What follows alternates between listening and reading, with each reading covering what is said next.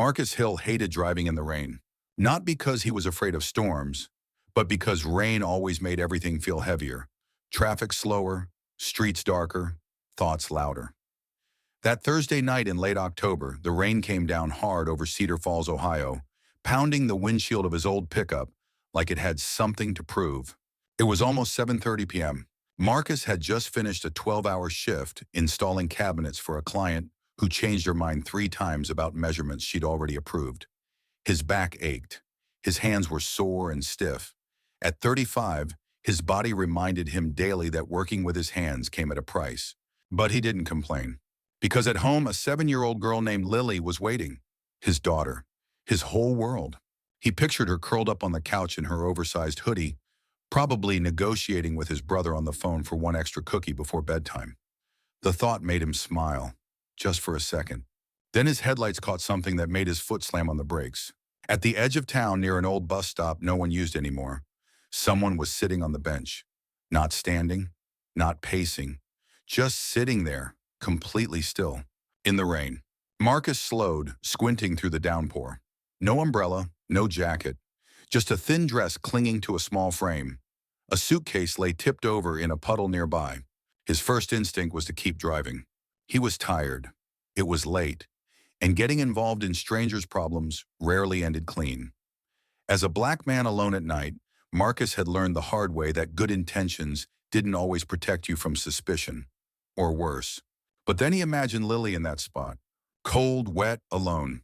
His chest tightened. Before he could talk himself out of it, Marcus pulled over.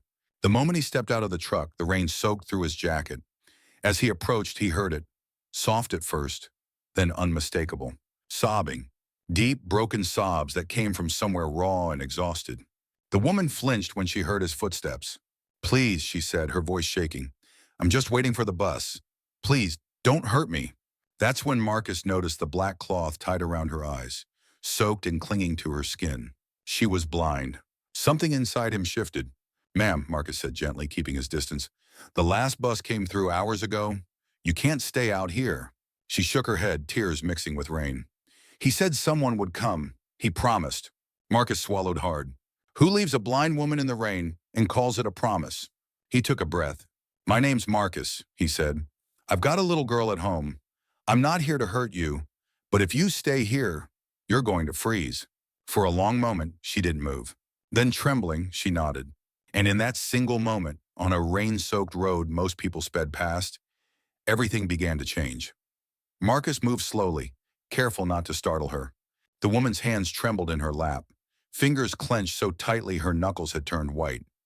Rainwater dripped from her hair, ran down her cheeks, mixed with tears she didn't bother wiping away. She looked exhausted, like someone who had already cried herself empty and still had nothing left to hold on to. "You said someone promised to come," Marcus said gently. "Who promised you that?" Her lips quivered. "My husband," she whispered. "He said he'd be right back. He said I just had to wait here." The words hit Marcus harder than he expected. He crouched a few feet away, keeping his voice low. "How long have you been waiting?" "I don't know," she said, shaking her head. "It was still light when he left. Then it got cold. Then it got dark." Marcus glanced at his watch. Almost 8. "You've been here for hours," he said quietly. She hugged herself, rocking slightly. "He wouldn't leave me, not like this. He knows I can't see. He knows I get scared." The wind picked up, cutting through the thin fabric of her dress. Marcus could see her shivering now, full body shakes she couldn't control. "You're freezing," he said. "What's your name?" "Evelyn," she replied after a pause. "Evelyn Brooks." "Evelyn," Marcus said, letting her hear her name in his voice, grounding her. "I'm going to help you stand up, okay? There's a truck right behind us. It's warm." Her breath hitched. "I don't have any money. I don't have my phone. I don't even know where I am." "You don't need anything," Marcus said firmly. "Just take my arm." She hesitated. Trust didn't come easy when someone had already broken it. But the rain kept falling. The cold kept biting. Slowly, Evelyn reached out, her fingers brushing his sleeve before gripping it like a lifeline. Marcus helped her to her feet, steadying her as she nearly stumbled. He picked up the small suitcase with his free hand. As he guided her toward the truck, a single thought repeated in his mind, clear and unshakable. Whoever left her here didn't just walk away. They abandoned her.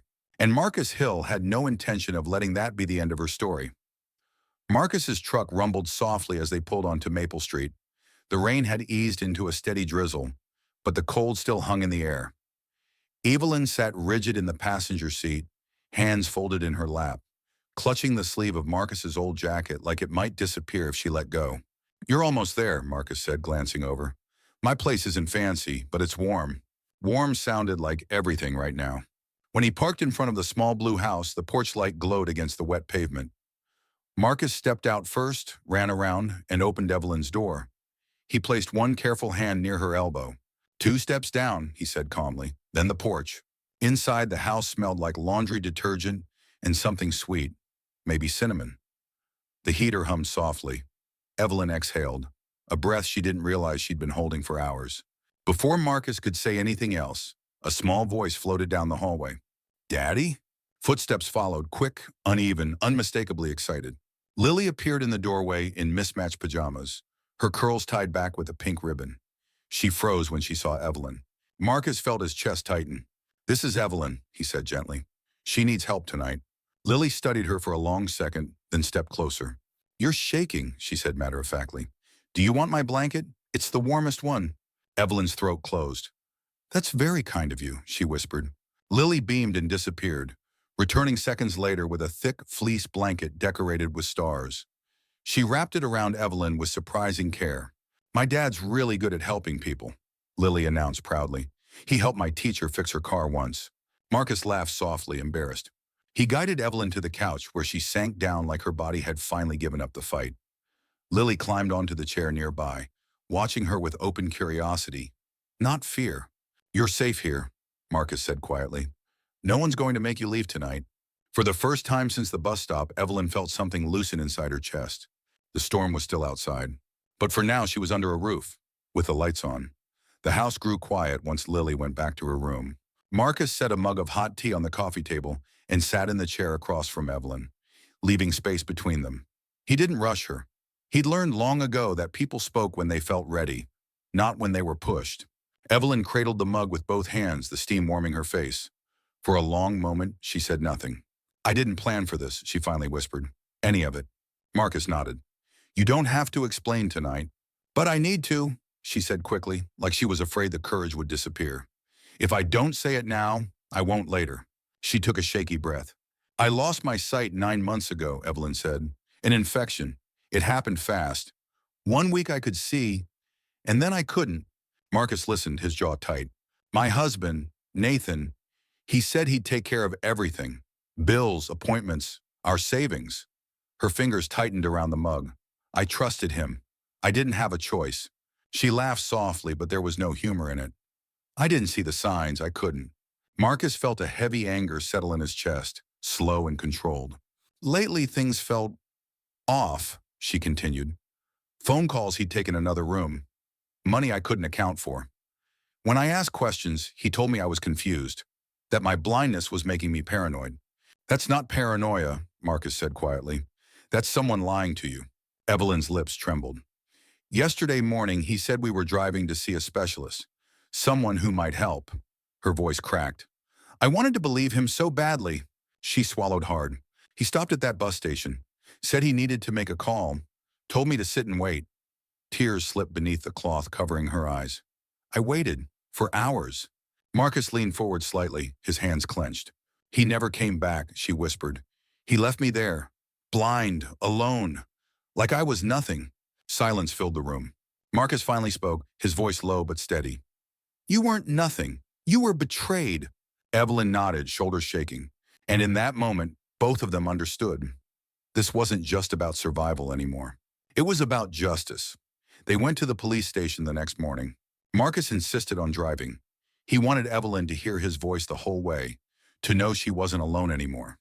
The rain had stopped, but the sky stayed gray, heavy with the kind of quiet that made everything feel exposed. Inside the station, the air smelled like coffee and disinfectant. Footsteps echoed on the tile floor. The front desk officer looked up, his eyes moving from Marcus to Evelyn, and lingering just a second too long. "What seems to be the problem?" the officer asked. Marcus felt it immediately, the shift in tone, the caution. "My name's Marcus Hill," he said evenly. "This woman was abandoned last night at the old bus stop outside town. She's blind. She needs help." The officer nodded slowly. Sir, can you step back for a moment? Marcus's jaw tightened. I'm staying right here, he said calmly. She asked me to. Evelyn's hand found his sleeve. I can tell them, she said quietly. I just need a minute. A detective was called. Detective Sarah Collins. Mid-40s, sharp eyes, no wasted movements. She listened without interrupting as Evelyn told her story, voice trembling at first, then growing steadier with each sentence. Marcus watched from the chair beside her, hands clasped, saying nothing. But present, fully present. When Evelyn finished, the room was silent. That's a serious allegation, Detective Collins said carefully. Do you have any proof? Bank records? Messages? Anything we can trace? Evelyn shook her head. I didn't have access. He controlled everything. Marcus leaned forward. She mentioned she ran her own business before she lost her sight. Is there any chance she had backups? Cloud storage? Email confirmations? Detective Collins looked at him. Really looked this time. That's possible, she said, very possible.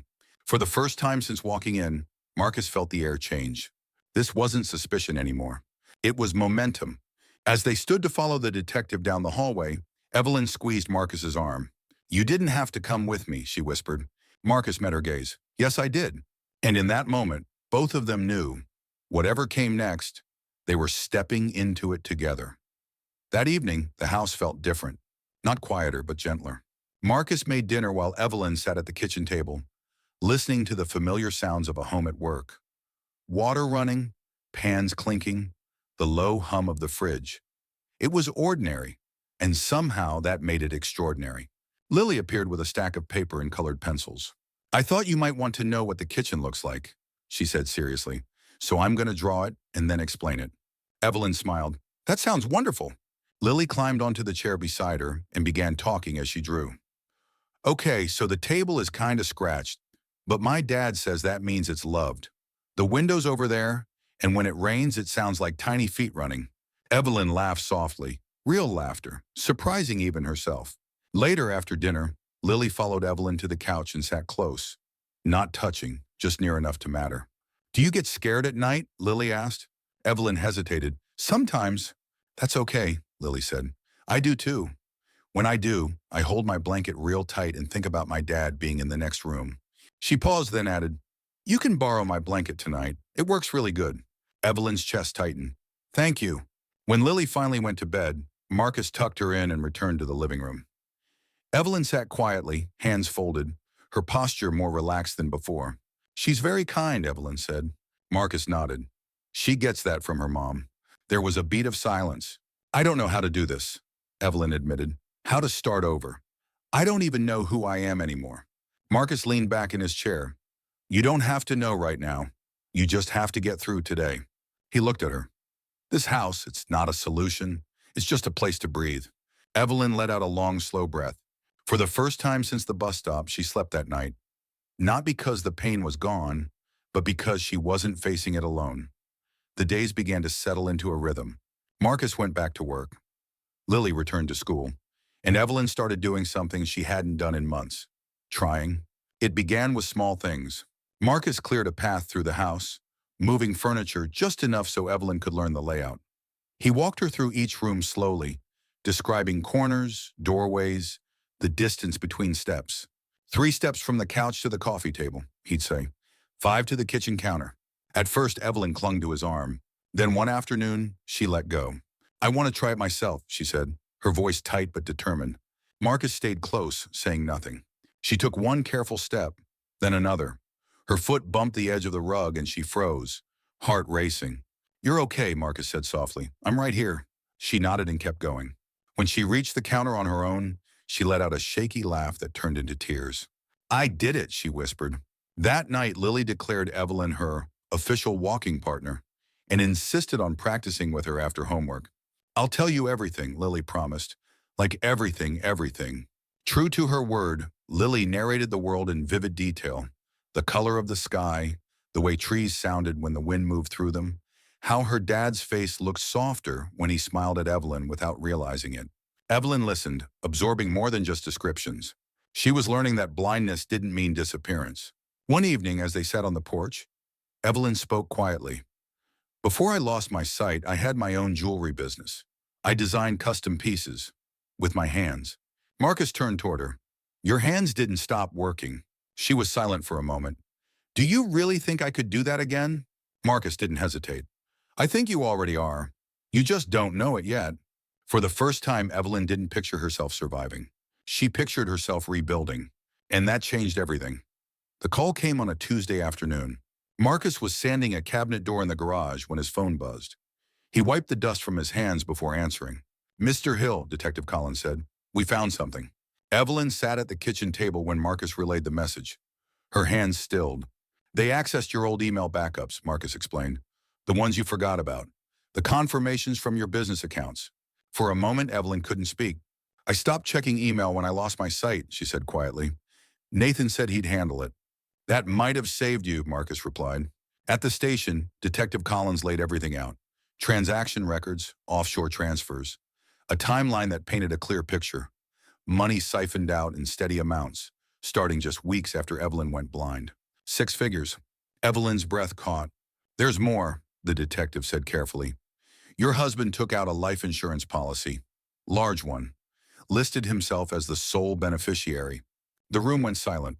Marcus felt something cold settle in his chest. This wasn't abandonment, it was premeditation. He wanted me gone, Evelyn whispered. Not divorced. Gone. Detective Collins nodded. We're issuing a warrant. Financial fraud. Abuse of a dependent adult. Intent to defraud. As they left the station, Evelyn clutched Marcus's arm. Not from fear this time, but from the weight of finally being believed. I thought I was crazy, she said. For months. You weren't, Marcus said firmly. You were silenced. That night, Lily sensed the shift without understanding the details. Did the bad guy get caught? She asked, serious as ever. Not yet, Marcus said, but he will. Evelyn listened to Lily's steady breathing later that evening, sitting alone on the couch. The fear was still there, but something new stood beside it. Relief. The truth was no longer trapped in the dark, and neither was she. The courtroom felt colder than Evelyn expected. Not physically, emotionally. Marcus sat beside her in the front row, hands folded, posture steady. Lily stayed home with a neighbor, too young to witness this part. Some moments weren't meant for children. When Nathan Brooks was brought in, Evelyn recognized him instantly. Not by sight, but by the way the air changed. The familiar tension, the silence that pressed down on her chest. She felt Marcus shift slightly, grounding her without touching. When her name was called, Evelyn stood. Every step toward the witness stand felt heavier than the last. Not because she was weak, but because this was the place where fear had lived for months. She took a breath. I lost my vision 9 months ago, Evelyn began, her voice steady despite the tremor in her hands. And with it, I lost my independence. I trusted my husband to help me survive that. She paused. He used that trust to take everything. The courtroom was silent as she spoke about the money, the lies, the gaslighting, about being told she was confused, broken, unreliable. Then she told them about the bus stop. I waited, she said quietly, because when someone promises to come back, you believe them, especially when you can't see the world anymore. Marcus clenched his jaw. Evelyn lifted her chin. He didn't leave me because I was blind. He left me because he thought I was powerless. She turned her head slightly toward where Nathan sat. You were wrong. A murmur moved through the room. When the verdict came, it felt unreal. Guilty on all counts. Fraud, abuse, intent to endanger. Nathan was led away in handcuffs. Evelyn didn't cry. She exhaled. Outside the courthouse, Marcus finally spoke. You did that? Evelyn nodded slowly. No, she said, we did. For the first time since the storm, justice didn't feel like an idea. It felt like something real. Life didn't suddenly become easy after the trial, but it became quieter. The kind of quiet that comes after a storm passes, when the damage is still there, but the air feels breathable again.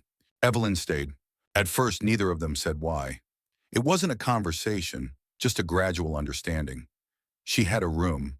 Lily had grown used to her presence, and Marcus had stopped imagining the house without her. They moved carefully around each other, like two people who had learned what loss could do if you rushed. Some nights they sat on the porch after Lily went to bed, the Ohio air cool against their skin. They talked about nothing important. Favorite foods, bad movies, small childhood memories. The kind of conversations that felt safe. One evening, Evelyn broke the silence. I don't want you to feel like you owe me anything, she said. You already gave me more than I know how to repay. Marcus shook his head. I don't feel obligated. I feel present. She smiled at that. Lily, of course, noticed everything. You know, she announced one morning over cereal, you two smiled differently when you were in the same room. Marcus nearly choked on his coffee. Evelyn laughed, soft, genuine. Is that so? Yep, Lily said. Like you're not lonely anymore. The word landed heavier than Lily intended. Later that night, Marcus found Evelyn in the kitchen, her hands resting on the counter, thoughtful. I didn't think I'd ever trust someone again, she admitted. Not like this. You don't have to rush, Marcus said gently. We're not running anywhere. Evelyn turned toward his voice. That's what scares me. He waited. Because for the first time, she continued, I don't feel like I'm surviving. I feel like I'm choosing. Marcus reached out, not to take her hand, but to rest his palm on the counter near hers. That's the best place to start, he said. And in the space between them, unspoken, unforced, something real began to grow. The shift didn't happen all at once. It showed up in small, ordinary moments. Marcus noticed it the morning Evelyn started making breakfast without asking where anything was. Lily noticed it when Evelyn began packing her lunch the same careful way Marcus did. Sandwich cut in halves, apple slices wrapped separately so they wouldn't bruise. You're doing it like Dad, Lily said one afternoon. Evelyn paused. Is that okay? Lily grinned. That means your family. The words settled into the room and stayed there. That evening, after Lily went to bed, Marcus and Evelyn sat at the kitchen table, the house quiet except for the ticking clock. Evelyn traced the rim of her mug with her fingers. I need to say something, she said, and I need to say it before I talk myself out of it. Marcus looked up, attentive. I've spent so long being afraid of needing anyone, she continued. But what scares me more now is pretending I don't. He didn't interrupt. I love you, Marcus, Evelyn said softly. Not because you saved me, but because you stayed. You didn't rush me. You didn't fix me. You let me become myself again. Marcus felt his chest tighten. I've loved you for a while, he admitted. I just didn't want to be another thing you had to carry. Evelyn smiled. You're not weight, you're ground. He reached for her hand this time, and she took it without hesitation. I don't know what the future looks like, Marcus said, but I know what I want it to feel like. Safe, Evelyn said. Chosen, he replied. From the hallway came Lily's voice, half asleep but sharp as ever. Are you guys holding hands? Marcus laughed quietly. Yes, sweetheart. Good, Lily murmured. I was hoping that. When Marcus and Evelyn looked at each other, they both understood. This wasn't the end of healing. It was the beginning of a life they were choosing, together. 3 years later, Marcus still slowed down every time he drove past that old bus stop. It sat quiet at the edge of town, paint peeling, bench worn smooth by time. Most people barely noticed it anymore. To them, it was just another forgotten place. But Marcus knew better. That was where everything changed. On a warm October afternoon, Marcus pulled into the driveway of a larger house than he'd ever imagined owning. Laughter drifted through the open windows. Inside, life was unfolding in small, perfect moments. Evelyn sat on the back porch, rocking a baby girl wrapped in a soft yellow blanket. Their daughter. Hope.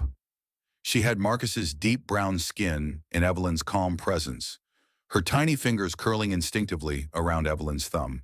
Nearby, Lily, now 10, sat cross-legged on the porch steps, scribbling in a notebook. It's a news story, she announced, about a superhero who can't see with her eyes but can see people's hearts. Evelyn smiled. That sounds familiar. It is, Lily said proudly. Marcus stepped outside and paused, taking it all in. Not the house, not the quiet success, but the people, the family. Later that evening, as the sun dipped low and the air cooled, Marcus and Evelyn sat side by side. Hope slept between them, peaceful and warm. Do you ever think about that night? Evelyn asked softly. All the time, Marcus said.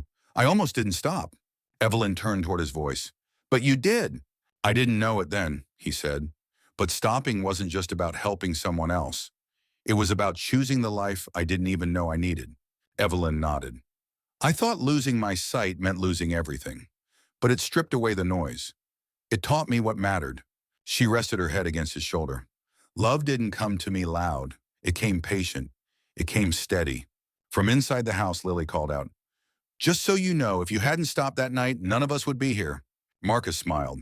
She was right. Sometimes the smallest decisions carry the biggest weight. A turn of the wheel, a foot on the brake, a choice to care when it would have been easier to keep going. So here's the question for you. What would you have done that night? Would you have stopped? And has there ever been a moment in your life where a single act of kindness changed everything? If this story touched your heart, if it reminded you that real heroes don't wear capes, they simply show up, then stay with us. Subscribe to the channel for more powerful, emotional stories about courage, family, and the choices that define us. Because sometimes all it takes to change a life is deciding not to drive past.